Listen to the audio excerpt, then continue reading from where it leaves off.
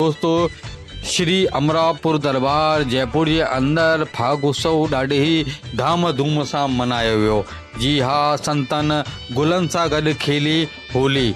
ऐं अॼु जे ॾींहुं सतगुरु स्वामी टेऊंराम महाराज जो जेको चौथो उत्सव आहे उहो बि हो, त उहो बि ॾाढो हर्षोल्लास सां गॾु मल्हायो वियो। तंहिंजे अलावा असां तव्हांखे ॿुधाए लाहियूं कि 56 भोग भी लगायो वियो।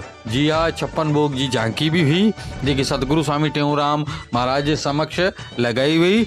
ऐं तंहिंजे अलावा तव्हांखे ॿुधाए लाहियूं कि असांजो हिंदुनि जो त्योहार होली तमामु ई वॾो पर्व थींदो आहे।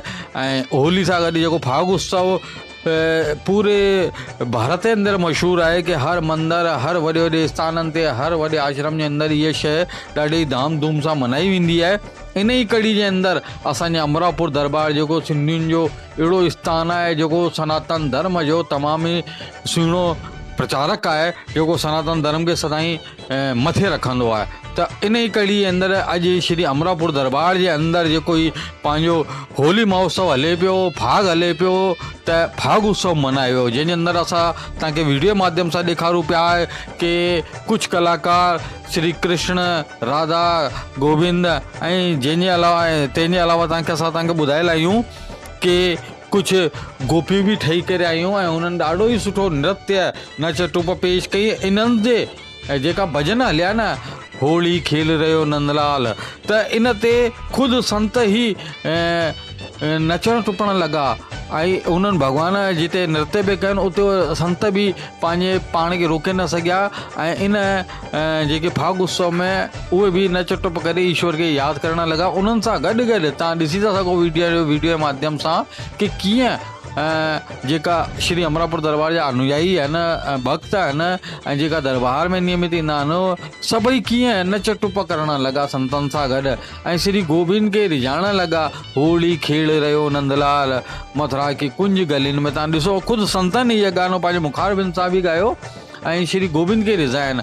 ऐं इहो ॾाढो हिकिड़ो ऐतिहासिक क्षण थींदो आहे कि जेॾी महिल संत पंहिंजी मौज में नची टुपी करे उन ईश्वर खे यादि कंदा आहिनि ऐं फाग उत्सव मल्हाईंदा आहिनि। उन्हनि सां गॾु भक्त शामिल थी वेंदा आहिनि, त इन में चवंदा आहिनि कि 4 चांद लॻी वेंदा आहिनि कि जेॾी महिल संत पंहिंजी मौज जे अंदरि भक्तनि सां गॾु उहो फाग उत्सव मल्हाईंदा आहिनि। ॾाढो ई सौभाग्य जी ॻाल्हि थींदी अथव। चवंदा आहिनि सौभाग्य जी ॻाल्हि आहे कि जॾहिं गुरूवर पंहिंजे हथनि सां पुष्प वर्षा कनि ऐं उहो पुष्प वर्षा ईश्वर सां गॾु गॾु भक्तनि जे मथां बि पए, त ॾाढो सुठो इहो उत्सव ॾाढे ई सुठे नमूने इहो उत्सव मल्हायो वियो। तव्हां वीडियो माध्यम सां ॾिसी था सघो।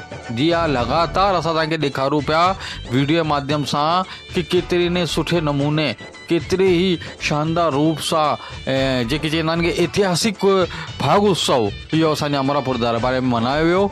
अमरापुर दरबार जे अंदरि संत श्री मोनूराम जी महाराज अलाउंसमेंट्स कयो कि 25 तारीख़, जी हा 25 तारीख़ 25 मार्च जो जेकी दुलंडी आहे उन ॾींहुं जेका बि शिष्य भक्तगण अनुयायी अचनि था त उहे रंग ऐं गुलाल न खणी ईंदा, उहे खणी ईंदा पाण सां गॾु गुल, त उन गुलनि सां होली खेली वञिबी।